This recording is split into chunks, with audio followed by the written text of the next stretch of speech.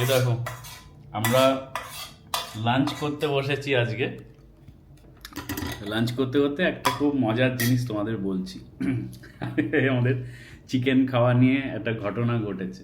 পরশু দিন আমি একটা চিকেন শেষটাকে বলেছি একটা হেভি চিকেন নতুন কিছু খেতে ইচ্ছে করছে, তো রেসিপি দেখেছি, দিয়ে ফাইনালি রেসিপি বানাইনি, যেটা রেগুলার বানাই সেটাই বানিয়েছি। তার কারণ হচ্ছে যে খাটনি অনেক বেশি। বানানোর পরে ওই লাস্টে যেরকম হয় নুন চেক করছি, তো নুন চেক করতে গিয়ে দেখছি নুনটা কেমন কম লাগছে।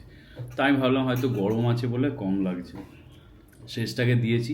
তো আমরা ওই টার্কিশ স্টোর থেকে একটা স্পেশাল টার্কিশ ধরনের রুটি একটা কিনে এনেছি। শেষটার মনে হয়েছে যে টার্কিশ রুটিটা বোধহয় মিষ্টি, চিকেন দিয়ে খেয়েছে, আমার বলে যে রুটিটা না মিষ্টি মনে হয়, খুব মিষ্টি মিষ্টি লাগছে।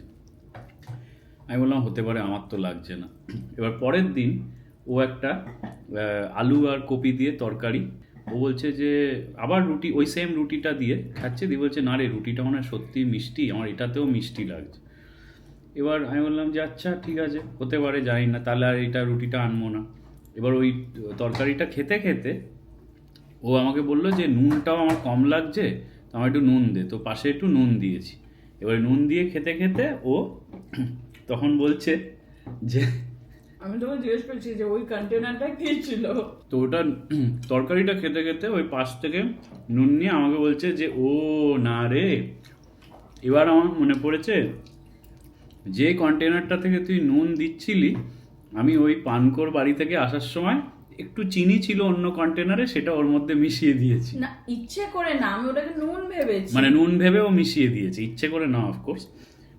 ওর মানে তার কারণ হচ্ছে এখানে তো সুগার ওরকম ক্রিস্টালস নয়, এখানে হচ্ছে সুগার ডাস্ট, মানে পাউডারও না, ডাস্ট সুগার গ্র্যানিউলস, তো একদম চিনি এই নুনের মতোই দেখতে হয়। ও বুঝতে পারেনি, ও মিশিয়ে দিয়েছে। তার মানে আমি যখন চিকেনে নুন কম হয়েছে আমি দুবার চিনি দিয়েছি, আর ওর তো টেস্ট করার সময় চিনি দিয়েছি। ও পরে বলেছে না নুনটা এখনো কম আছে, আমি আবার চিনি দিয়েছি, দিয়ে পুরো চিনি দেওয়া চিকেন খেয়েছি দুদিন ধরে। কালকে উই ফাউন্ড আউট যে না ওটা চিনি। তো আজকে আবার যেটুকু চিকেন ছিল সেটা দিয়ে এখন ভাত খাচ্ছি। আজকে ফাইনালি আমরা নুন দিয়েই খাচ্ছি।